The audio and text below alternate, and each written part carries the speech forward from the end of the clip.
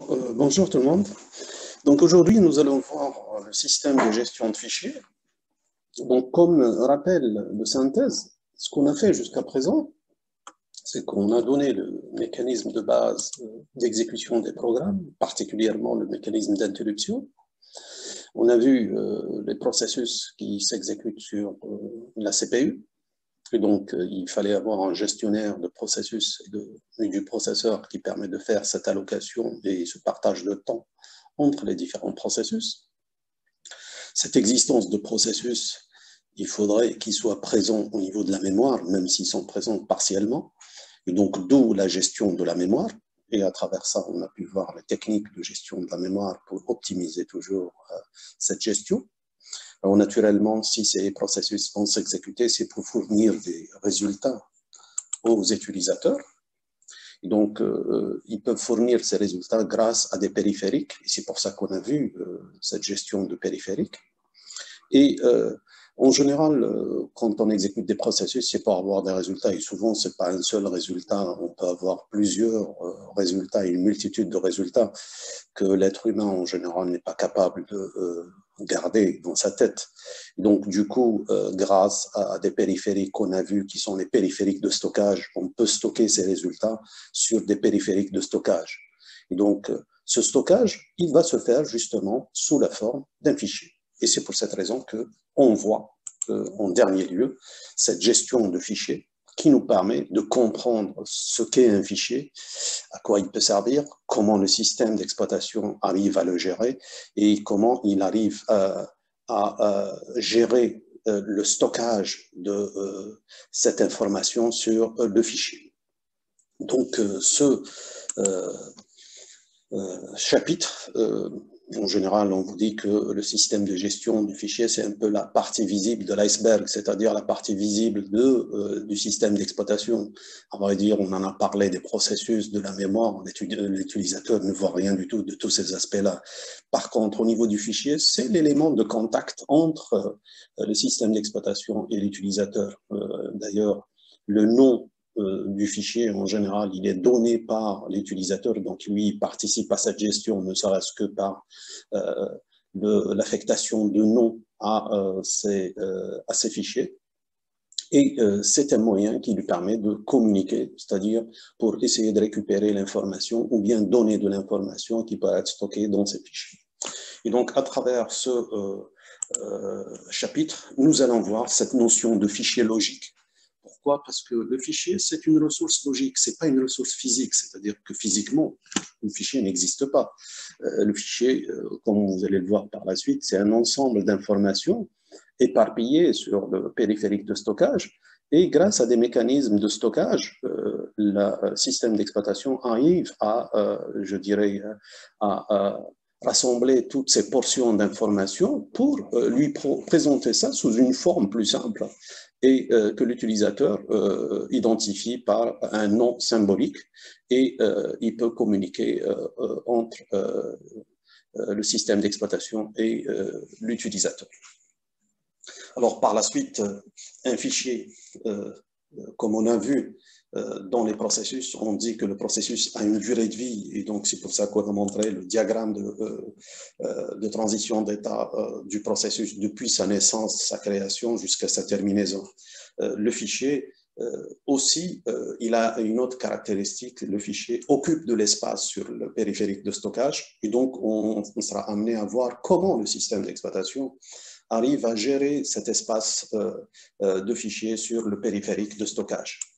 Et bien entendu, il y a une organisation de ces fichiers qui a été adoptée. Et donc, grâce à cette organisation, qu'on arrive à avoir, je dirais, une meilleure organisation des fichiers et un meilleur stockage. Parce que l'idée, c'est vrai que de nos jours, elle apparaît simple, mais vous allez voir que quand on va présenter la solution au fur et à mesure, on va voir que les gens ont bien réfléchi pour pouvoir arriver à la situation que vous connaissez actuellement au niveau des systèmes de fichiers, qui est la structure adoptée, à savoir l'arborescence.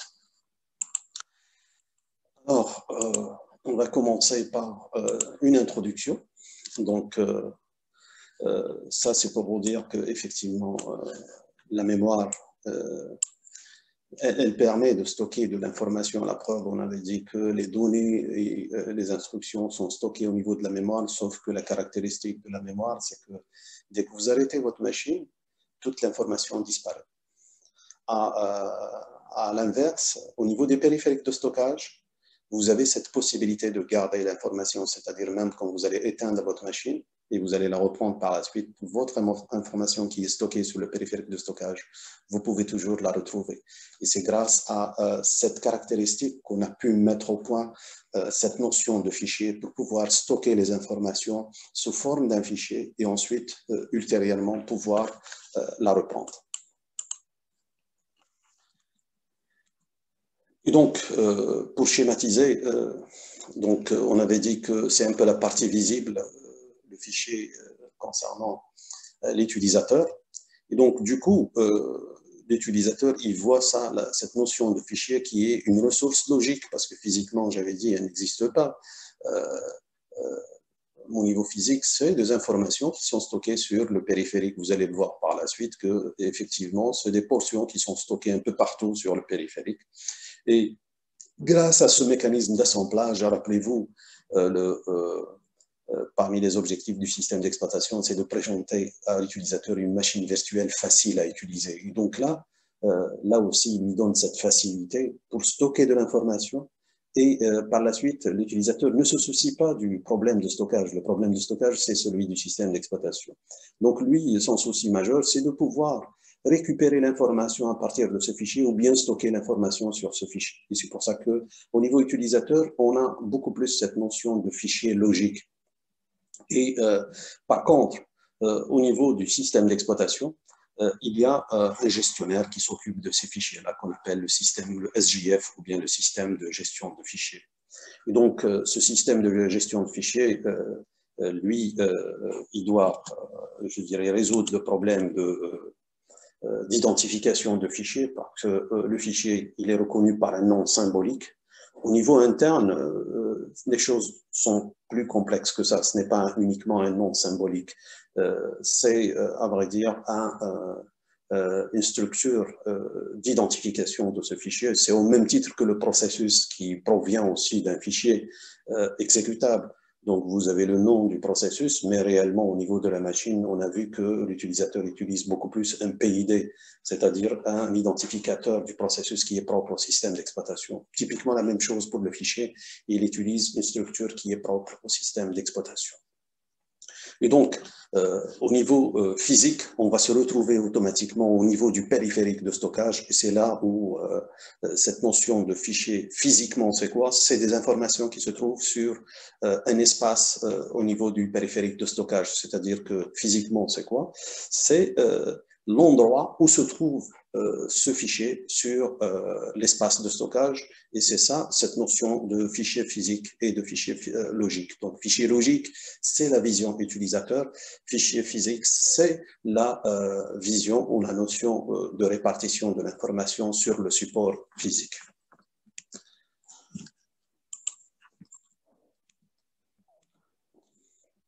Donc, voici un exemple simple. En général, si on prend un fichier où on met les notes des étudiants, etc., donc pour nous, c'est quoi? La vision, elle sera très simple pour dire que le fichier il va comporter les noms et les notes des étudiants. Mais réellement, au niveau de la machine, les choses sont beaucoup plus complexes au niveau de l'espace occupé par ces informations sur le disque. Et là, l'utilisateur ne se soucie pas de cet aspect-là. Pourquoi? Parce que pour lui, il voit ça comme étant une suite de noms avec suivi de notes. Et donc, on peut voir ça ici à travers ce schéma-là qui vous montre les noms et les notes qui vont avec. Donc, pour lui, les choses sont très simples. Par contre, au niveau interne, au niveau physique, les choses sont plus complexes pour dire que l'information n'est pas aussi simple, elle n'est pas contiguë, elle n'est pas sous la forme symbolique, etc. Donc, toutes ces choses-là font que la notion de fichier logique et de fichier physique elle est relativement différente, sauf que le système d'exploitation, c'est lui qui fait cette jonction, c'est-à-dire cette liaison entre ce fichier logique et ce fichier physique, c'est-à-dire conceptuellement ce que voit l'utilisateur, le système arrive à faire cette liaison entre ce qui existe comme information au niveau physique et ce que perçoit l'utilisateur en temps logique. Donc, le fichier, pour résumer, logique, c'est quoi? C'est la vue de l'utilisateur. Alors, on peut avoir plusieurs définitions. Donc, tu peux avoir ça comme un type de données qui est utilisé. Tu peux avoir ça, c'est une des définitions les plus anciennes, classiques, qui consiste à dire qu'un fichier, c'est une suite d'enregistrements. Donc ça, cette suite d'enregistrements, c'est beaucoup plus une perception au niveau de la programmation et au niveau de l'utilisateur, chose qui n'est pas vraiment réelle au niveau du système d'exploitation. Je donnerai l'explication par la fin pour vous dire qu'effectivement, le système d'exploitation ne regarde jamais cet aspect-là, c'est-à-dire pour lui, et il ne voit pas la structure d'un fichier, parce que si le système d'exploitation voyait la structure de fichier, ça veut dire que implicitement, on est obligé de développer un système d'exploitation qui connaît toutes les structures possibles que peut générer un utilisateur ou une application, chose qui est pratiquement infaisable. Et c'est pour ça que le système d'exploitation ne voit pas le fichier comme étant une structure d'enregistrement, et chaque fichier a sa propre structure. Donc pour lui, les fichiers ils sont tous uniformes, comme les fichiers occupent de l'espace, et donc la définition la plus simple, ça consiste à dire qu'un fichier, c'est quoi? Avec une définition très simple, c'est une suite d'octets. Et donc ça, c'est une définition universelle et qui permet de prendre en charge l'ensemble des fichiers qui puissent exister.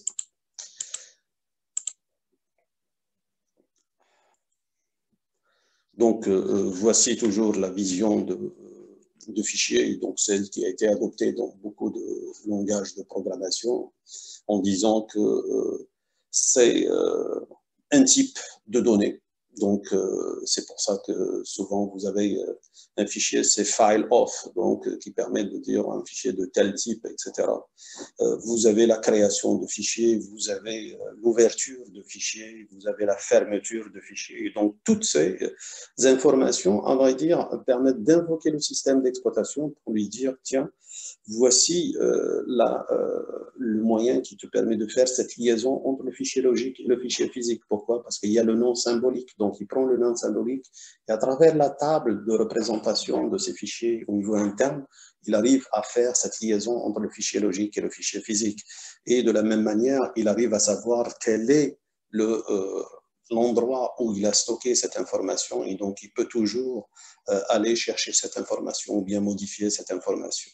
Et à un moment donné, quand on parle de fermeture de fichier, automatiquement, ça permettra effectivement de dire, tiens, je vais rompre cette liaison. Et c'est ce qui permet par la suite, par exemple, que ce même fichier puisse être utilisé avec un autre utilisateur. Rappelez-vous, on avait dit que le disque était un périphérique partageable.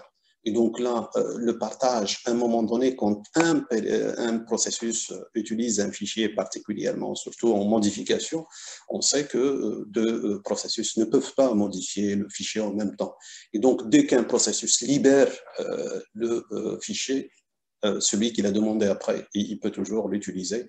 Et c'est comme ça qu'on arrive à faire cohabiter plusieurs processus et leur partager, je dirais, différentes ressources. Parmi les ressources qui existent, c'est la ressource de fichiers.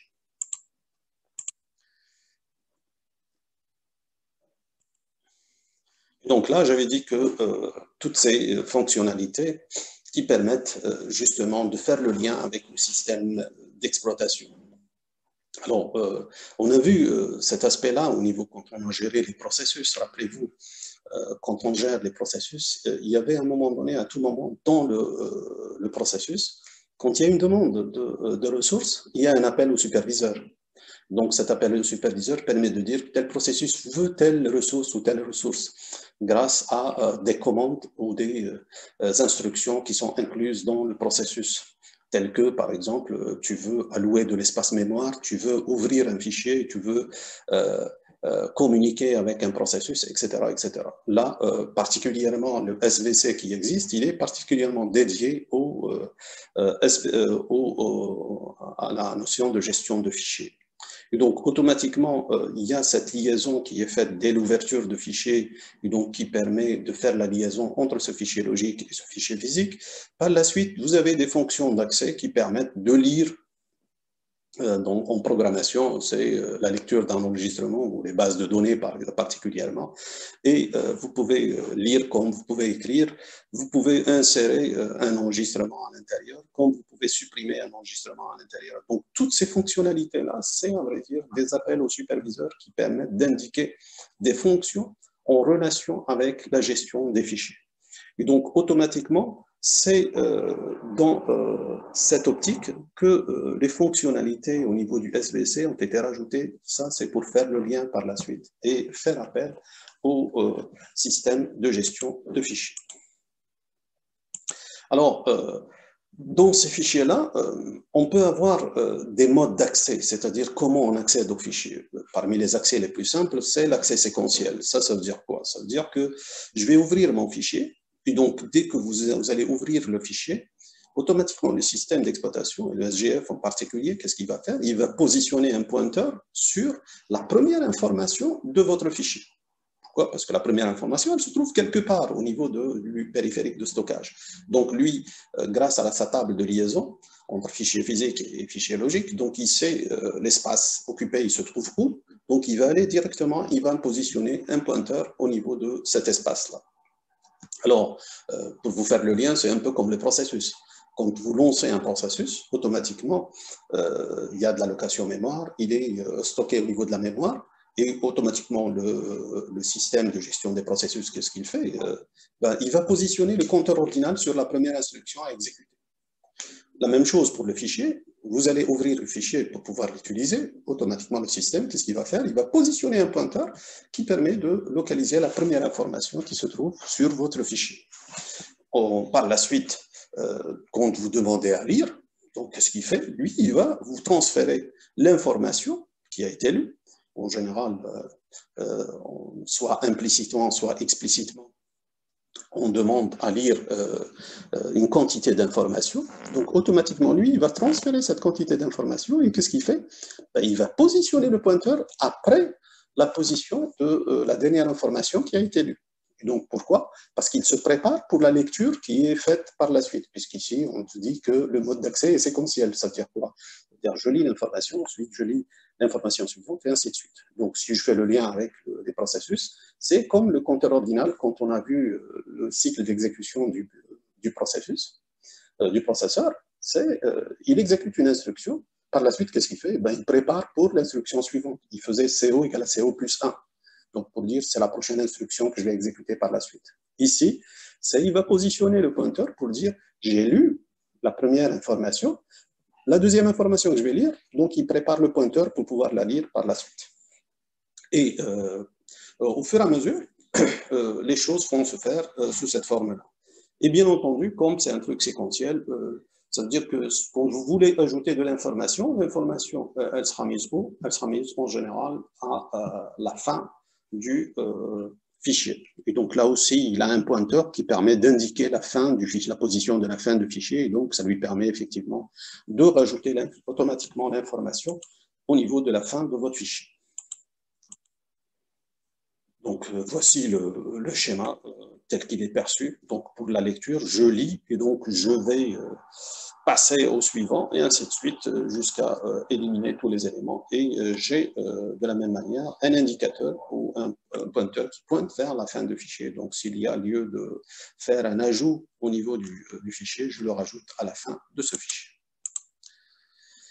Par contre, il y a un autre procédé pour dire que dans un fichier, on peut utiliser l'accès séquentiel pur, mais parfois, pour des raisons pratiques, on est obligé d'utiliser ce qu'on appelle le mode d'accès direct. Et je suppose, vous connaissez cet aspect-là au niveau des bases de données, particulièrement quand vous utilisez des bases de données avec des clés.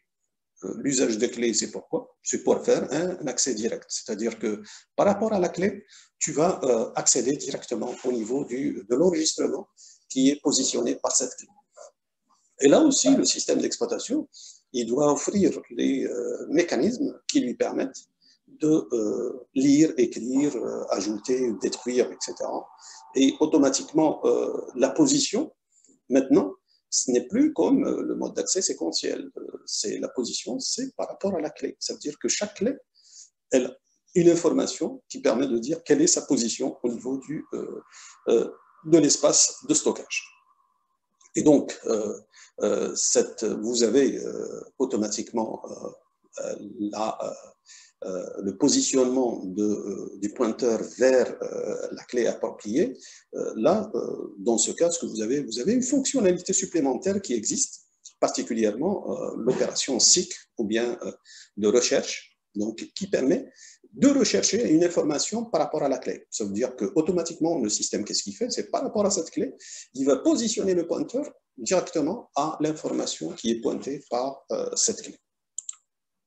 Donc ici, regardez par exemple l'accès à l'enregistrement 3.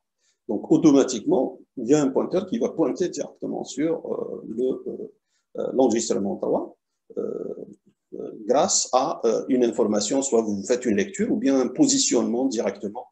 Donc ça, c'est l'équivalent, soit on fait lecture de la position 3 avec l'enregistrement. Donc automatiquement, implicitement, ce que fait le système d'exploitation, il va faire un cycle 3. Ça veut dire qu'il va chercher cette clé qui existe et quelle est sa position. Une fois qu'il a, automatiquement, il peut lire l'enregistrement relatif. Donc ça, c'est un peu un exemple qui a été utilisé pendant des années dans le langage Pascal, ce qui existait aussi dans un autre langage tel que Fortran, par exemple, etc. Donc, ils utilisaient cette notion de fichier avec des enregistrements et par la suite, l'accès se fait par rapport à ces fichiers et par rapport à ces structures d'enregistrement pour lire l'information. Et donc, à chaque fois quand il lit l'information, on va dire, il va lire la quantité d'informations qui est relative à l'enregistrement. C'est-à-dire qu'une chaîne ici qui va occuper un certain nombre de caractères et avec un entier qui occupe un certain caractère. Donc, la somme de tout ça, c'est la somme de l'information qui va être lue à chaque fois. Alors, ça, c'était pour vous faire comprendre un peu la notion de fichier logique et fichier physique. Donc, c'est le besoin de l'utilisateur, parce que pour les besoins des utilisateurs, vous pouvez avoir des applications qui utilisent des fichiers juste en mode séquentiel. Donc, vous lisez les fichiers en séquence et vous allez tirer les informations qui vous intéressent. Parfois, pour certaines applications, vous avez besoin de lire les fichiers ou modifier les fichiers, mais avec des accès directs, c'est-à-dire vous utilisez des clés. Et là, à chaque fois, le système d'exploitation est obligé de s'adapter. Et on le verra par la suite. Pourquoi? Parce que selon le mode qui est désiré par l'utilisateur, ça a un impact sur le système d'exploitation. Parce que en fonction de la manière de stocker l'information sur le périphérique de stockage, parfois, il peut réaliser un accès séquentiel ou un accès direct d'une manière très rapide, très performante. Parfois, s'il le fait mal, ça serait difficile de réaliser les deux modes d'accès en même temps. Et du coup, le système d'exploitation doit tenir compte un peu de ces exigences de l'utilisateur pour lui faciliter toujours la vie, tel qu'on l'a dit dans les objectifs du système d'exploitation. Et donc, le fichier physique qui nécessite un espace sur le disque. Et là, ça veut dire qu'on est obligé déjà d'avoir une idée sur le disque. Donc, le disque, en général, il comporte plusieurs... c'est une surface plane qui comporte ce qu'on appelle un ensemble de pistes. Donc, ces pistes, vous pouvez les voir comme étant ici des cercles concentriques, c'est-à-dire un cercle, à l'intérieur un cercle, et ainsi de suite. Donc, vous avez plusieurs cercles. Sur chaque cercle, il y a ce qu'on appelle une piste. Donc, cette cercle, c'est la piste. Et chaque portion de cercle, ça s'appelle un secteur. Donc, ça, c'est ce qu'on appelle dans la littérature, c'est la plus petite information accessible au niveau du disque, c'est-à-dire que c'est la structure basique au niveau du disque. pour pouvoir transférer cette information. Alors, ça c'est pour le disque. Alors ici, ce qu'on vous montre, on montre un peu plus ce qu'on appelle un cylindre, c'est-à-dire quoi? C'est ce qu'on appelle un disque pack. Donc vous avez un pack de disques. Donc c'est ce qui existe maintenant, y compris dans les dernières versions des systèmes d'exploitation. On est obligé d'utiliser plusieurs, particulièrement sur les serveurs, un disque pack, c'est-à-dire c'est une pile de disques qui est utilisée, et ce qui permet d'avoir une très grande capacité de stockage et de pouvoir accéder au niveau de ces disques. Alors, donc, le besoin de stocker l'information sur le disque, ça nécessite de définir des structures au niveau du disque pour pouvoir gérer cet espace disque. Alors, en général, on parle de cette notion, donc rappelez-vous, quand on a parlé au niveau de la gestion de la mémoire, on a parlé de la page logique et de la page physique. Alors ici, au niveau du fichier, ce que vous avez en général, ce qui est adopté le plus dans les bases de données et autres, c'est cette notion d'enregistrement. Et par contre, au niveau du disque, on parle de cette notion de secteur qui se trouve au niveau du disque. Et on avait dit que le disque, il avait cette capacité de transfert de l'information par bloc. Et donc, en général, le bloc, c'est un ensemble de secteurs. Et donc, à chaque fois, le disque, pour des raisons de performance, il transfère un bloc à la fois. Pourquoi qu'il transfère un bloc à la fois? Parce que ça permettra de transférer une grande quantité d'informations qui sera mise au niveau de la mémoire. Et au besoin, les processus peuvent puiser à partir de cette zone mémoire qui est utilisée pour ce besoin. Et ça, ce qui évite de faire des transferts physiques. Pourquoi? Parce que le transfert physique, à chaque fois, ça prend du temps. Et donc, au lieu de faire à chaque fois, c'est-à-dire au lieu d'avoir cette association pour chaque entrée-sortie logique, c'est-à-dire qui est demandée par l'utilisateur, on va faire une entrée-sortie physique. Là, ça va coûter très cher. Donc, l'idée qui est faite, la première entrée-sortie logique, elle va générer une entrée-sortie physique. Cette entrée-sortie physique va transférer un ensemble d'informations au niveau de la mémoire. Donc, on prend l'information qui nous concerne. Si par la suite, on va demander une autre information, on va voir est-ce que l'information, elle est dans le bloc. Si oui, automatiquement, on va la puiser à partir de ce bloc. Et donc, ça nous permettra d'utiliser ce même bloc pendant un certain temps. Ensuite, au besoin, on bascule vers le bloc suivant et ainsi de suite. Et donc, ça, c'est ce qui permet de réaliser cette performance. Et donc là, au niveau de la notion de bloc physique, ça nous permettra de dire c'est quelque chose qui comporte un ensemble de secteurs physiques et en général il y a des systèmes qui adoptent chacun le nombre de blocs physiques avec sa définition et qui vous permet ça va être quoi? Ça va être de définir, si vous vous rappelez avec la gestion des périphériques, c'est l'unité de transfert. Et donc, l'unité de transfert, ça, c'est le bloc. Donc, ce qui reste à déterminer, quelle est la taille du bloc. Et bien entendu, la taille du bloc, elle varie d'un système à un autre et d'un type de périphérique à un autre. Et donc, en général, c'est une donnée qui est fournie pour le système d'exploitation. Et donc, ici, l'exemple le plus, je dirais, utilisé, le plus simple, ça consiste à dire que ça consiste à dire tout simplement qu'un bloc, c'est quoi? C'est 2 secteurs. Et en général, un secteur, il est de 512 octets. En réalité, ça veut dire que ce système-là de disque est capable de transférer 1024 octets à la fois. Ça veut dire que chaque fois qu'il va lire, il va lire 1024 octets. Et donc là, ça veut dire qu'au niveau de la mémoire, on va disposer de 2 secteurs qui existent à l'intérieur. Et bien entendu, le secteur peut comporter plusieurs 512 octets. Ça peut être une suite d'enregistrements. Donc, tout dépend de la taille de votre enregistrement que vous avez défini dans votre programme. Donc, voici la structure d'un point de vue utilisateur et au niveau de la notion physique. Par la suite, au niveau de l'espace de stockage, Donc, ce que vous avez, vous n'avez plus cette notion qui est au sens utilisateur. Donc, au sens utilisateur, vous avez ces informations qui sont structurées sous forme d'enregistrement. Ici, ce que vous avez le nom de l'élève plus la note de l'élève. Par contre, à l'intérieur, ce que vous allez avoir un ensemble de blocs physiques qui existent. Donc, tout est structuré en termes de blocs physiques. Et donc, à chaque fois qu'on veut utiliser une information, donc pour le système d'exploitation, ça va être quoi? Ça va être de savoir dans quel bloc physique cette information se trouve, et c'est comme ça qu'il va déclencher la lecture de blocs associés. Donc, typiquement, quelque chose qui ressemble un peu à la pagination. Donc, vous voulez avoir une adresse. Donc, cette adresse-là, le système doit la convertir en adresse physique pour dire dans quelle page physique elle se trouve, cette information. Et c'est comme ça qu'on arrive à lire la page physique. Typiquement, c'est la même chose qui se passe ici.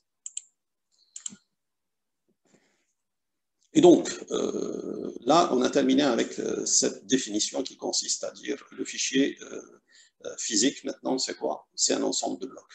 Donc, typiquement, comme la gestion de la mémoire, vous avez un processus, ça va être quoi? Ça va être un ensemble de pages physiques qui se trouvent au niveau de la mémoire. Ici, le fichier, ça va être un ensemble de blocs physiques qui se trouvent sur l'espace de stockage. Maintenant, comment, puisqu'on avait dit que chaque fichier occupe de l'espace, donc comment on va gérer cet espace? Ah ben, la gestion de l'espace, ça veut dire quoi? Ça veut dire qu'un fichier, il va occuper de l'espace. Moralité, c'est que pour chaque fichier, vous allez allouer de l'espace au niveau de l'espace de stockage. Les méthodes d'allocation d'espace sont variées et multiples. Donc, on commencera par la plus simple, et au fur et à mesure, on montre l'avantage et l'inconvénient de chaque méthode pour aboutir à la solution la plus appropriée et qui est utilisée actuellement dans les systèmes d'exploitation. Donc, la première des choses, c'est quoi? C'est l'allocation contigue. Ça veut dire quoi? C'est pour dire tout simplement, un fichier, c'est un espace contigu. Ça veut dire quoi? Ça veut dire on veille à ce qu'il soit dans un bloc. Si un bloc ne suffit pas, donc on va voir le bloc suivant. Et donc, au fur et à mesure, on va lui allouer une moralité. Ça va être le fichier, comme par définition, c'est un ensemble de blocs physiques. Ça veut dire que si je veux avoir une allocation contiguë, ça veut dire tout simplement que le fichier, ça va être un ensemble de blocs contigus. Dont l'autre méthode, c'est quoi? C'est de dire, tiens, je vais allouer cet espace de blocs contigus, sauf que ça va être des portions. Ça veut dire qu'un ensemble de blocs contigus dans cette zone, ensuite dans une autre zone, un autre espace de blocs contigus, et ainsi de suite. Ça, c'est un peu la philosophie. Donc, vous pouvez faire l'équivalent au niveau de la mémoire. Pourquoi? Parce qu'il s'agit du même problème, c'est le problème d'allocation. Donc, au niveau de la mémoire, vous avez la première technique, c'est un espace contigu. Le deuxième technique, c'est quoi? C'est que vous avez des zones. Ça, c'est ce que vous connaissez en littérature, ce qu'on appelle la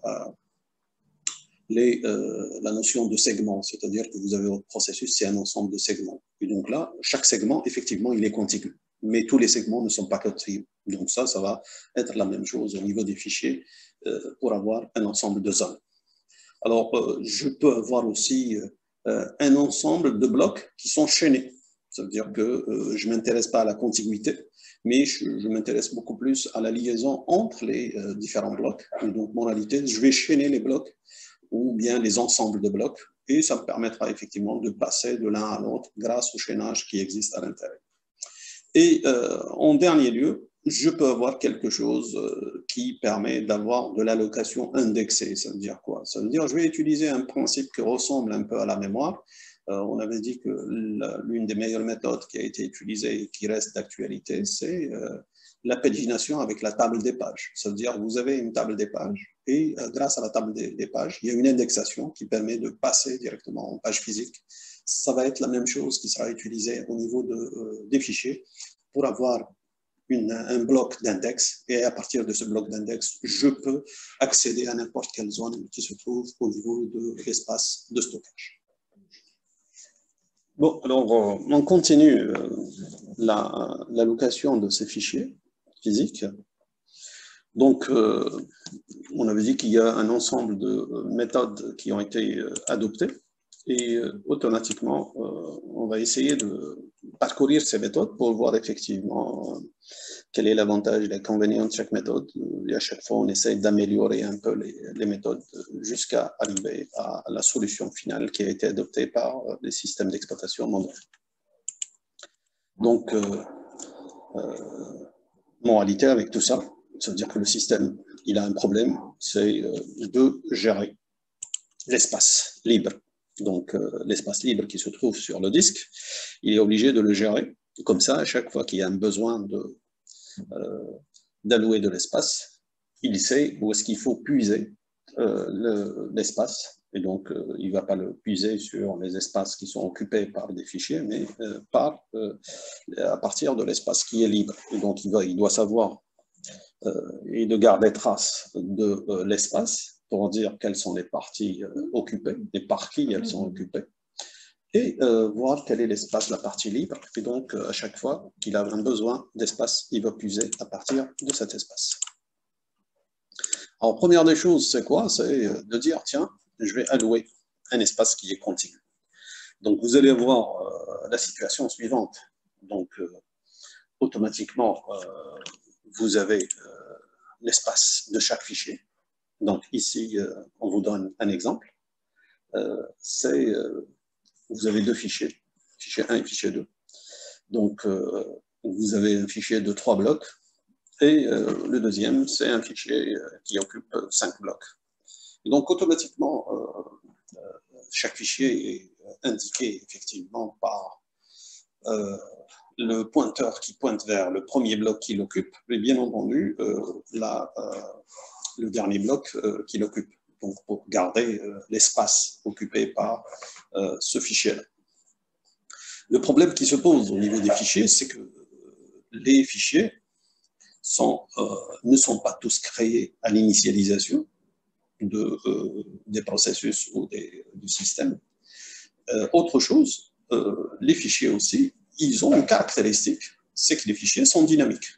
C'est-à-dire que quand vous prenez n'importe quel fichier, prenez par exemple au niveau d'une entreprise un fichier de clientèle, donc ce que vous avez là les clients qui peuvent arriver à n'importe quel moment.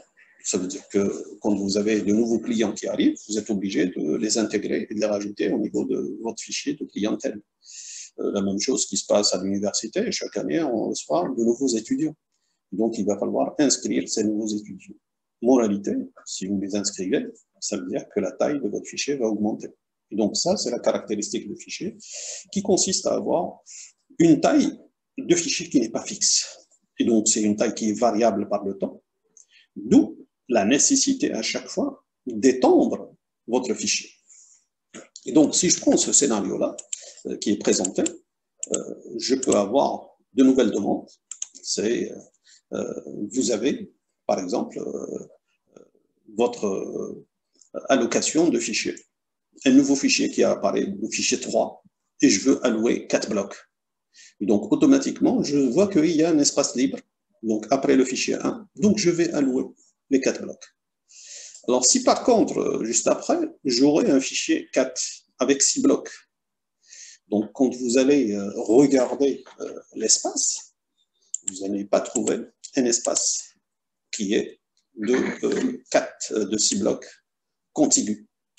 Donc, il est vrai que vous avez plus de 6 blocs qui sont libres, mais vous n'avez pas d'espace qui est contigu. Alors, vous allez me dire, pourquoi contigu? Parce que la stratégie, elle a été adoptée comme ça, en disant que je vais allouer des espaces contigus pour le fichier. Il est vrai que l'espace contigu pour le fichier, il a ses avantages. Ça veut dire quoi? Ça veut dire, si vous remarquez, vous pouvez exécuter aussi bien l'accès séquentiel que l'accès direct. Pourquoi? Parce que vous pouvez localiser l'information d'une manière directe. Quelle que soit sa position dans le bloc, vous pouvez avoir un accès directement, puisque vous connaissez le début et la fin des blocs, et donc vous pouvez assurer à l'utilisateur l'accès direct et l'accès séquentiel. Cependant, dès qu'il y a une nouvelle demande de fichiers ou bien d'extension de fichiers, vous ne pouvez pas réaliser cette opération. Donc ici, on voit qu'il y a une possibilité quand même d'assurer cette allocation. C'est quoi? C'est de ramener tous les blocs libres d'un côté et les blocs occupés d'un autre. Donc c'est ce qu'on appelle en littérature le compactage. Ça veut dire quoi? Ça veut dire que vous avez déplacé tous les fichiers dans un sens. Moralité, si vous déplacez tous les fichiers dans un sens, ça veut dire quoi? Ça veut dire que la table d'allocation qui est liée à chaque fichier, vous êtes obligé de la modifier.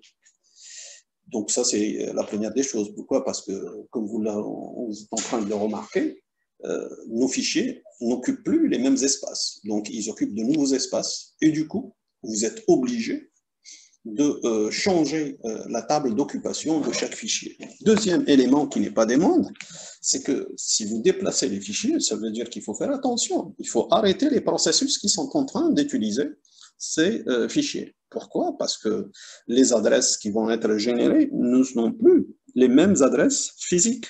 Parce que dans la table des fichiers qui sera chargée en mémoire, automatiquement, elle comporte des informations qui sont plus valides au niveau du disque.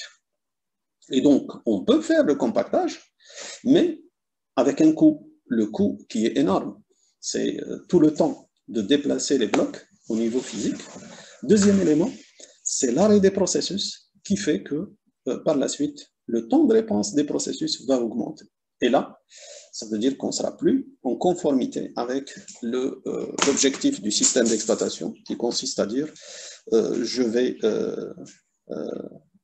avoir une machine facile à utiliser avec de meilleures performances. Et donc ça, c'est le problème qui est posé par cette stratégie d'allocation. Et donc, cette manière de faire, elle va poser problème. Et donc, automatiquement, il faut mettre à jour, y compris tous les processus, parce que sinon, vous allez générer des erreurs, parce que les pointeurs ne seront plus les mêmes pointeurs qui sont au niveau utilisateur.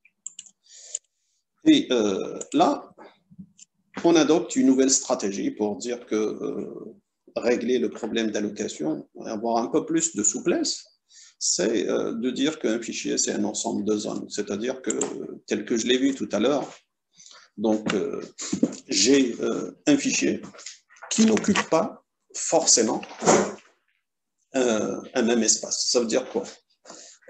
Donc, je vais essayer d'atténuer le problème de tout à l'heure. Ça veut dire que quand j'ai une nouvelle allocation, c'est-à-dire que votre fichier peut grandir, je peux toujours lui allouer de l'espace tant qu'il y a de l'espace. Ça veut dire qu'à la limite, sauf s'il n'y a plus d'espace suffisant sur le disque, mais tant qu'il y a un espace suffisant sur le disque, je peux toujours étendre le fichier par des zones, ce qu'on appelle des zones secondaires, c'est-à-dire la première zone qui est la zone primaire, elle est contiguë. Si j'ai un besoin par la suite, je peux étendre avec une zone secondaire, une zone tertiaire, etc., jusqu'à satisfaire la demande de tout le fichier. Donc, le problème qui se pose, c'est quoi? C'est vrai que j'ai atténué le problème d'allocation, c'est-à-dire je peux allouer toujours de l'espace tant qu'il y a de l'espace physique disponible. Sauf que ce qui va poser problème, c'est quoi? C'est, je dirais, le problème qui sera posé, c'est au niveau de l'allocation, je dirais, d'accès direct. L'accès direct sera un peu plus, je dirais, plus lent et un peu plus difficile que ce qu'il y avait dans la zone contiguë. Pourquoi? Parce qu'un bloc, maintenant, tu ne peux pas savoir l'information, elle se trouve dans quel bloc. Parce qu'il faut parcourir toutes les zones pour dire est-ce qu'il se trouve dans la première zone. Si ce n'est pas le cas, tu vas voir est-ce qu'il se trouve dans la deuxième zone et ainsi de suite. Pourquoi? Parce que tu dois gérer plusieurs zones. Et donc, on ne peut pas avoir un accès direct tel qu'il est préconisé. Et c'est ça qui fait défaut au niveau de ces zones qui existent pour un fichier, pour dire qu'un fichier maintenant est constitué de plusieurs zones physiques disjointes. Et donc là, ça veut dire quoi? Ça veut dire qu'un fichier, pour garder sa trace, on est obligé d'avoir la structure qui permet d'identifier toutes les zones qui sont occupées par un fichier, telle qu'elle est montrée ici dans ce schéma-là. Donc vous voyez qu'il y a un ensemble de zones et chaque zone, elle a sa capacité d'avoir de l'information. Et donc, quand il y a une information X que je cherche, je ne sais pas a priori dans quelle zone elle va se trouver. Et donc, il va falloir parcourir toutes les zones pour dire est-ce qu'il existe dans la première zone, si ce n'est pas le cas, c'est la deuxième, la troisième, et ainsi de suite. Et donc là, ce qui donne une lourdeur au niveau de l'accès direct. Alors, cette lourdeur, on essaye d'atténuer pour dire quoi, c'est pour dire que le fichier, il est dynamique et il peut occuper des espaces au fur et à mesure. Donc, une idée qui vient en tête, c'est quoi? C'est pour essayer de représenter cette dynamicité du fichier. Donc, comme il est dynamique, le réflexe qui est donné, c'est au niveau des structures de données, c'est la liste. Pourquoi? Parce que la liste, c'est une structure de données qui est dynamique. Ça veut dire que vous pouvez rajouter des informations, enlever des informations au fur et à mesure. C'est un peu la caractéristique de la liste. Vous pouvez lui rajouter des éléments, vous pouvez supprimer des éléments, etc. Et donc, à chaque fois, vous êtes obligé de mettre à jour le chaînage qui existe entre les éléments de votre liste. Et donc, ça nous donne un aspect pour dire, tiens, je vais prendre en charge effectivement l'extension ou la réduction d'un fichier, c'est-à-dire qu'à chaque fois, un fichier qui est modifié, dans le sens où on rajoute de l'information, donc je peux rajouter des éléments, ou bien dans le sens de suppression d'informations, je supprime des éléments, et donc automatiquement, je vais supprimer des éléments de cette liste. Donc c'est un peu la vision de départ. Alors, automatiquement, au niveau de cette structure, maintenant, le nom fichier, c'est quoi? Ça va être le pointeur. Dans la structure qui décrit le fichier, vous avez le pointeur qui indique le premier bloc occupé par le fichier. Ensuite, bien entendu, si ce bloc ne suffit pas, il suffit de le chaîner vers un nouveau bloc, donc ça donnera le bloc suivant, et ainsi de suite jusqu'à le dernier bloc. Naturellement, le dernier bloc, le pointeur de chaînage qui existe, c'est nil, c'est-à-dire il n'y a plus de chaînage vers le nouveau bloc. Et c'est comme ça qu'on arrive à définir un fichier qui est un ensemble de blocs. Donc là, si vous voyez sur le schéma, vous avez le fichier 1, vous avez le pointeur sur le premier bloc qui est là, ensuite ce bloc qui pointe sur le deuxième bloc, et ce bloc qui va pointer sur le troisième, et le troisième ne pointera nulle part. On va dire que c'est uniquement 3 blocs qui constituent votre fichier. Et donc, le problème qui est posé par cette solution, il est vrai que ça résout le problème d'allocation d'espace pour le système d'exploitation. Donc, chaque fois qu'il y a un besoin, ça peut toujours soit allouer un nouveau bloc, soit libérer un bloc. Le problème qui va se poser, c'est, on a deux problèmes à vrai dire. Donc ici, vous remarquez que chaque bloc est chaîné avec le suivant. Ça veut dire quoi?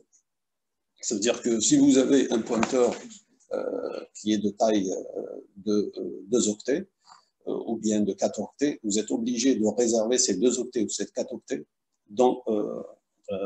pour les besoins de chaînage.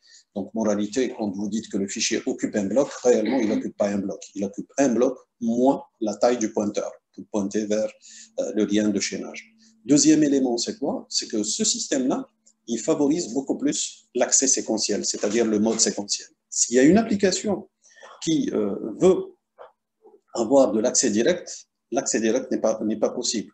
C'est-à-dire qu'il est possible moyennant un coût. Pourquoi?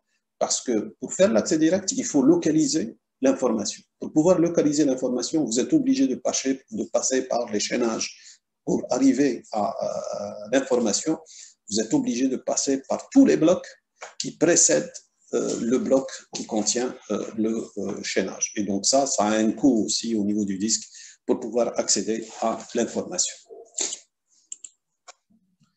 Alors, ce qui a été adopté aussi, c'est d'essayer d'atténuer un peu les choses. C'est de dire tout simplement, tiens, je vais prendre un fichier et par la suite de faire une variante pour dire allocation par bloc et automatiquement, ce que l'on a, on essaye d'avoir une table, c'est ce qui a été fait par Windows dans les premières versions, c'est la table FAT. Donc, vous avez une table et vous avez les blocs qui sont repérés dans cette table.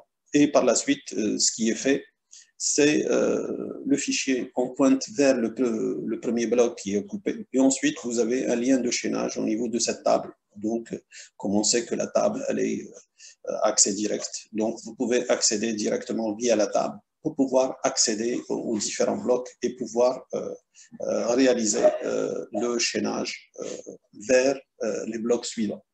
Et donc, automatiquement, cette table, elle va grandir au fur et à mesure en fonction du nombre de blocs qui existent physiquement sur le disque. Et donc, ça, c'est si cette table elle est maintenue, automatiquement, elle va prendre de l'espace au niveau de la mémoire. Pourquoi? Parce que vous êtes obligé de charger toute cette table au niveau de la mémoire pour pouvoir accéder à vos informations. Et ça, c'est ce qui a été adopté par Windows. Alors, ça a un coût au niveau de l'espace occupé. Et bien entendu, le chaînage existe toujours parce que vous allez passer du premier bloc. Pour passer au deuxième bloc, là, vous êtes obligé d'aller au chaînage, c'est-à-dire ce chaînage-là qui va vous pointer vers le bloc en question et pour permettre effectivement d'aller vers le prochain bloc. Et donc, automatiquement, c'est des actions supplémentaires qui sont faites et qui vont ralentir aussi l'accès à l'information, surtout quand vous avez des applications qui demandent beaucoup de lecture ou d'écriture sur le disque. Ça veut dire que vous êtes obligé à chaque fois de faire appel à cette table et de faire des accès qui vont ralentir les performances. Alors, d'où la solution qui est beaucoup plus inspirée de ce que vous connaissez maintenant au niveau de l'allocation mémoire, c'est-à-dire la table des pages. Donc, l'esprit, c'est quoi? C'est d'avoir l'allocation indexée. L'allocation indexée, ça veut dire quoi? Ça veut dire que tout simplement, il va y avoir un bloc qu'on appelle le bloc d'index. Donc, c'est un peu comme au niveau de la mémoire, on prend une structure qui permet d'avoir la table des pages. Donc, cette table des pages, c'est quoi? C'est un peu quelque chose qui est dans le même esprit que une page au niveau de la mémoire. Pourquoi? Parce que toute la mémoire est vue comme étant un ensemble de pages. Donc, ça veut dire qu'il y a une page au moins qui va être prise pour chaque processus pour décrire effectivement l'ensemble de l'espace occupé par le processus. Ici, ça va être la même chose, c'est de prendre un bloc qu'on appelle le bloc d'index et qui, lui, va représenter le fichier. Et donc là, vous voyez que ici, vous avez votre fichier. Ce fichier-là, comment il sera décrit? Ben, il sera décrit par un bloc qui sera puisé dans le disque. Donc, ce bloc-là, lui, il va contenir des entrées. Et donc, chaque entrée permettra effectivement de localiser le bloc qui se trouve au niveau de la mémoire. Et donc, dans cette solution, vous voyez que, effectivement, vous pouvez avoir aussi bien l'accès direct que l'accès séquentiel. C'est-à-dire l'accès direct, c'est toujours possible grâce à cette technique qui nous permet effectivement d'avoir le bloc d'index. Donc l'idée c'est quoi? C'est à chaque fois que vous allez ouvrir un fichier, l'idée c'est quoi? C'est de lire le bloc d'index et le mettre au niveau de la mémoire. Et donc ce bloc d'index, ça va être la carte à partir de laquelle on peut y accéder à n'importe quelle information qui se trouve sur le disque. Et ça c'est valable pour n'importe quel fichier. Alors, automatiquement, on avait dit que chaque fois qu'on veut améliorer les solutions, il y a un prix à payer. Ici, le prix à payer, c'est quoi?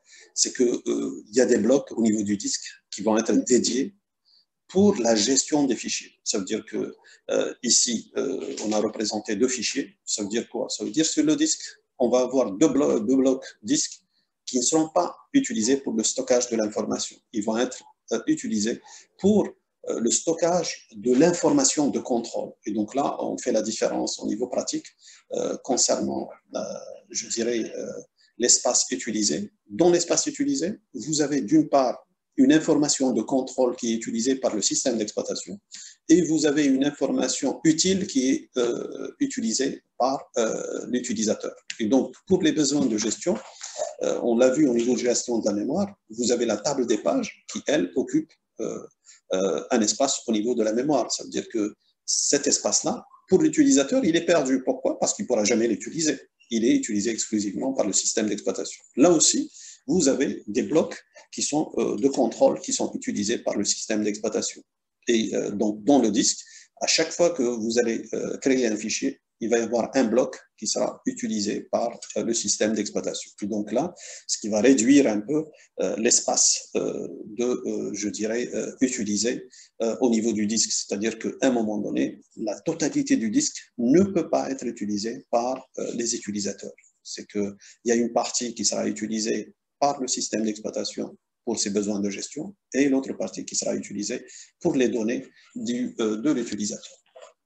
Alors, cette méthode, naturellement, elle a une limite. Donc, si vous voyez bien cette méthode, la limite majeure au niveau de cette technique, c'est que la taille d'un fichier, donc tout dépend du bloc. Par exemple, ici, on a pris un bloc de 512 octets. Donc, si on a un pointeur de 4 octets, ça veut dire que le bloc va contenir 128 entrées. Donc, qui dit 128 entrées, va dire que la taille maximale d'un fichier ici, ça va être 128 fois la taille du bloc. Et donc, tous les fichiers vont être d'une taille maximale égale à 128 fois 512 octets. Et donc là, vous voyez qu'effectivement, cette solution, il est vrai, elle est intéressante par rapport à l'accès direct à l'accès séquentiel et à l'extension aussi des fichiers à tout moment, sauf qu'elle posera problème au niveau de la taille des fichiers, ça veut dire qu'on a une taille des fichiers qui est assez réduite. Donc, vu que les fichiers sont gourmands au niveau de l'espace de stockage, donc il va falloir réfléchir à une autre méthode. Et donc, la réflexion, elle nous vient du système Unix qui a été développé dans les années 70. Donc, ils ont pu développer la solution qui est utilisée jusqu'à de nos jours et qui est assez intéressante. Et heureusement que la solution a été mise en œuvre. Pourquoi? Parce que c'est des gens qui ont vu très loin. Donc, par rapport au temps qui était, où les fichiers avaient des tailles assez réduites. Pourquoi? Parce que tous les périphériques, je dirais, les accessoires numériques n'existaient pas. Et quand même, ils ont pu avoir une vision très lointaine pour assurer un stockage de l'information qui est assez élaboré. Donc, pour Unix, qu'ils ont défini, ils ont défini pour un fichier, ils ont défini une structure qui permet d'identifier l'espace de stockage. Ça veut dire qu'au niveau de la table des fichiers, vous avez chaque fichier, on va occuper de l'espace. Comment qu'ils ont réglé ce problème? C'est pour dire que tout simplement, vous avez une structure qu'on appelle dans la terminologie Unix le inode. Le inode, c'est pour dire par rapport, si vous vous rappelez, par rapport à la structure arborescente des fichiers qui existent d'organisation. Donc, au niveau de l'arborescence, vous avez ce qu'on appelle les nœuds et les feuilles. Donc, un nœud, c'est à vrai dire un répertoire. Et donc, le répertoire, lui, il contient les informations des fichiers qui sont contenus dans le répertoire. Et c'est pour ça que la structure, on l'a donnée comme étant inode. Inode, ça veut dire que c'est un œil sur le nœud. Et donc, ça vous permettra de voir ce qui se passe dans le nœud. Donc, dans le nœud, vous allez découvrir la structure du fichier. Alors, la structure physique du fichier, c'est une structure qui est composée, comme vous le voyez ici, de 13 pointeurs. Donc, des pointeurs numérotés de 0 jusqu'à 12. Alors, chaque fichier peut avoir cette structure qui lui est décrite. Et donc, ça va décrire l'espace qui peut être occupé par votre fichier. Alors, concernant les fichiers, donc on sait que les fichiers sont variables et en fonction des applications, vous avez différents types de fichiers. Vous pouvez avoir des fichiers qui ont une taille réduite, comme vous pouvez avoir des fichiers avec de grandes tailles. Alors, les concepteurs d'Unix ont pensé à cette situation pour les différents fichiers, quelle que soit leur taille, la solution va s'adapter à ce besoin. Alors, dans la structure de inode, elle est composée de 13 pointeurs. Les 10 premiers pointeurs, de 0 à 9, vont décrire des pointeurs d'accès direct. Ça veut dire quoi? Ça veut dire que vous allez avoir une adresse sur le disque pour repérer le bloc en question. Et donc, si votre fichier nécessite juste un bloc, vous allez avoir juste un pointeur qui va pointer sur le bloc physique en question. Et ainsi de suite. Si, par exemple, votre fichier va augmenter, vous allez allouer un deuxième bloc et donc vous allez mettre à jour le deuxième pointeur. Et ainsi de suite jusqu'à 10, c'est-à-dire de 0 jusqu'à 9. Et donc, ça veut dire 10 blocs qui peuvent être alloués avec un mode d'accès qui est direct. C'est-à-dire quoi? C'est-à-dire j'accède au inode. Le inode me donne directement l'adresse du bloc en question pour pouvoir accéder à l'information. Si par contre votre fichier occupe plus de, je dirais, de 10 blocs, là, ce qu'ils ont prévu, c'est d'avoir une allocation avec le 11e pointeur. Alors, le 11e pointeur, qu'est-ce qu'il va? Il va pointer sur un bloc d'index, c'est-à-dire on va utiliser l'adressage indirect. Donc, ça va être un bloc au niveau du disque qui, lui, va contenir aussi 128, je dirais, pointeurs pour aller vers les blocs en question. Si par contre, j'ai saturé toute cette information, ça veut dire quoi? Ça veut dire que j'ai 10 blocs plus 512, donc ça n'a pas suffi. Je peux aller à un niveau secondaire. Donc la première, c'est les 10 premiers. Donc si je prends un bloc de 1024 octets, ça veut dire que la taille de votre fichier, c'est 10K. Ça, c'est la première ébauche. Si ça ne suffit pas, ça veut dire que je passe à la structure suivante. Donc la structure suivante, ça veut dire quoi? Je vais avoir un bloc indirect. Donc ici, j'utilise un bloc de 1024, adressage de 4 octets, ça veut dire que j'aurai 256 entrées au niveau de chaque bloc d'index. Alors, je vais avoir cette situation. Ça veut dire que les 10 blocs sont déjà occupés et je vais utiliser un bloc d'index indirect. Ça veut dire que ici, au niveau de l'adressage, si je veux accéder à un bloc physique qui se trouve aussi à ce niveau-là, donc je suis obligé de passer par le bloc d'index, ensuite accéder au bloc physique. Et donc, moralité, un accès logique de l'utilisateur nécessite 2 accès logiques, 2 accès physiques. Pourquoi? Parce que je dois passer par le bloc d'index et ensuite je passe au bloc de données qui est utilisé.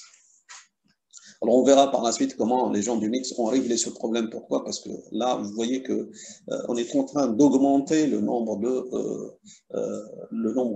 d'accès au niveau des blocs et donc les entrées-sorties physiques. Ils ont pu régler ce problème. Donc on continue juste avec leur philosophie de stockage. Ça veut dire que là, ce que je peux avoir, j'ai dans la première ébauche 10 blocs, ça ne suffisait pas. Donc je peux rajouter, et donc la taille peut aller jusqu'à 10 plus 256 blocs. Et si ça ne suffit pas, automatiquement, je passerai à un deuxième niveau. Donc le deuxième niveau, ça va être comme ça. Ça veut dire que je vais aller à un bloc d'index. Ce bloc d'index ne suffit pas, donc je vais utiliser un deuxième bloc d'index et ça va être la taille maximale que peut avoir ce fichier-là, c'est quoi? C'est la possibilité d'indexer 256, puisque chaque bloc contient 256. Et j'aurai dans l'indirection de deuxième niveau, dans chacun 256. Donc, en réalité, vous allez avoir 256 fois 256 kilo-octets, plus les 256, plus les 10 de départ. Alors, si ça ne suffit pas, je vais passer au troisième niveau. Ça veut dire que je vais avoir une indexation à 3 niveaux. Et donc, cette indexation de 3 niveaux permet d'aller à une taille qui est très importante. Et donc là, comme synthèse, c'est la voici. Vous avez la taille maximale d'un fichier.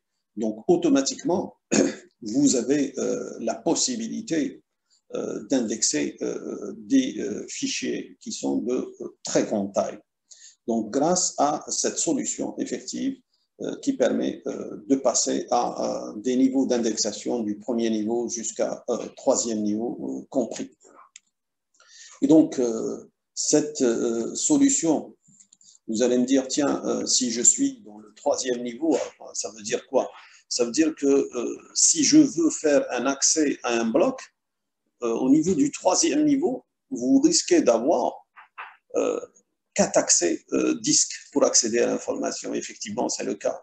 Pourquoi? Parce que vous allez passer par les indexations indirectes et là, vous risquez d'avoir les 4 niveaux d'indexation. Comment les gens d'Unix ont pu résoudre ce problème? C'est que si vous essayez de revoir le schéma qu'on avait présenté pour Unix, c'est Unix, il a toujours, au niveau de son interface, on a vu récemment dans la gestion des périphériques, regardez ce schéma-là, vous allez voir que les périphériques, il y a les périphériques en mode bloc et en mode caractère. Dans le mode bloc, vous trouvez qu'il y a un buffer. Donc ce buffer-là, qu'est-ce qu'il a? Quelle est sa tâche? C'est à chaque fois qu'il va lire cette information, il va la stocker à l'intérieur. Et donc, il va maintenir une liste d'informations, de blocs qui ont été lus.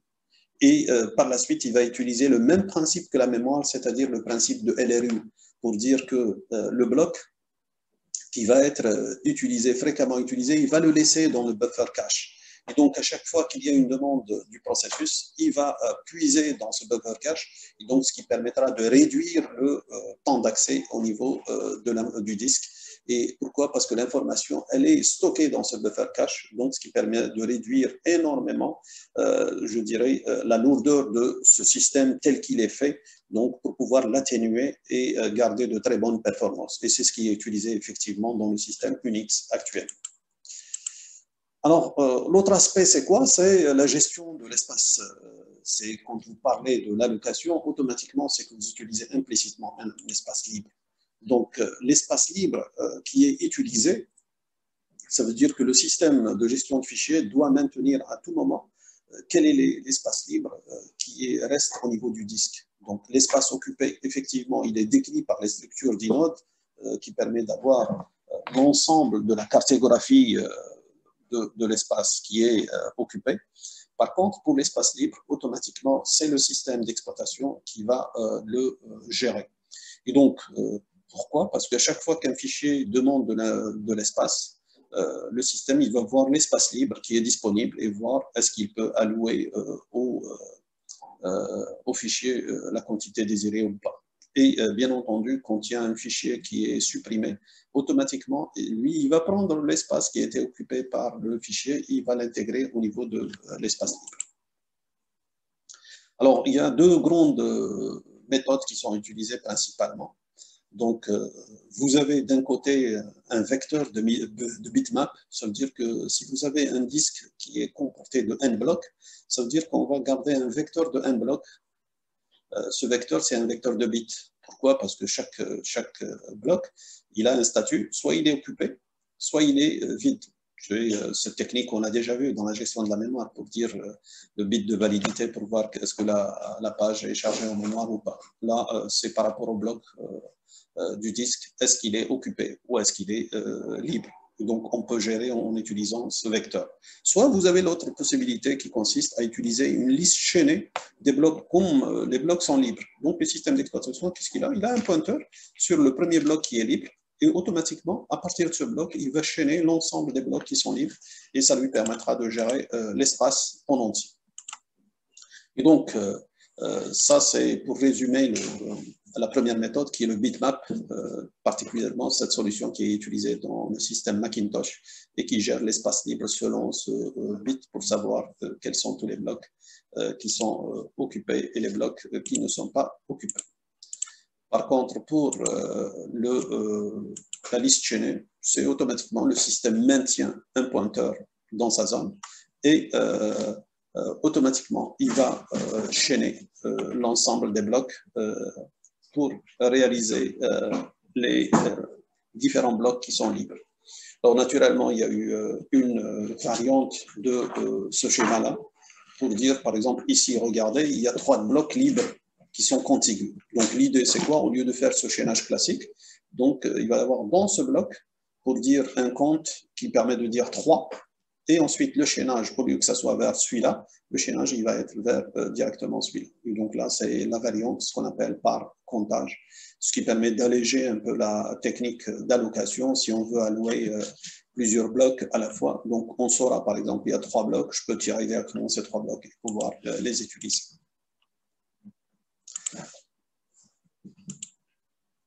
Donc ça reflète ce que j'ai dit tout à l'heure. Regardez ici, il y a 3 pour dire 3 blocs libres et ensuite le chaînage va être directement vers le suivant. Alors je peux avoir aussi la technique de Windows grâce à la table. Donc ici au niveau de la table, vous avez chaque bloc qui est libre. Automatiquement, ça permet d'avoir son statut pour pouvoir l'allouer par la suite. Alors, un dernier point, c'est juste pour parler des aspects, je dirais, d'organisation. Donc, l'organisation, ce que vous connaissez, c'est l'organisation arborescente. Et donc, du coup, ça fait intervenir une nouvelle notion qu'on appelle la notion de répertoire. Et le répertoire, c'est quoi? C'est, à vrai dire, une table qui est maintenue. Et cette table, c'est uniquement le système d'exploitation qui a le droit d'écrire dans cette table. Donc, vous, quand vous créez un fichier, vous demandez, à vrai dire, la création de ce fichier au système d'exploitation. Donc, lui, il va écrire dans cette table pour rajouter une nouvelle entrée. Inversement, quand vous voulez supprimer, c'est lui qui va supprimer, effectivement, les informations. Et donc, il y a toutes les informations liées au fichier pour dire quelle est la date de création, quel est le propriétaire, quel est l'espace occupé par le fichier, etc., etc. Donc, tout ça, c'est mis au point par le système SJF.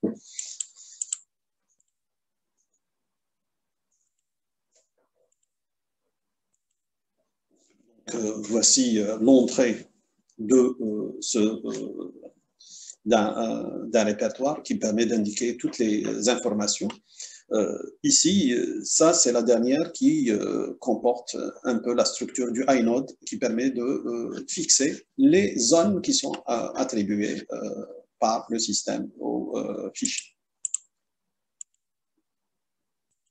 Alors, au niveau de ce répertoire, la solution que vous connaissez actuelle, elle n'est pas venue de facto. Alors, au départ, on a préconisé un seul répertoire. Et donc, le problème qui se posait, c'est qu'il y a plusieurs utilisateurs.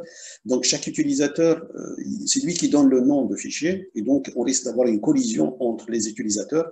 C'est-à-dire qu'un utilisateur qui va appeler son fichier F1 et l'autre qui va appeler son fichier F1.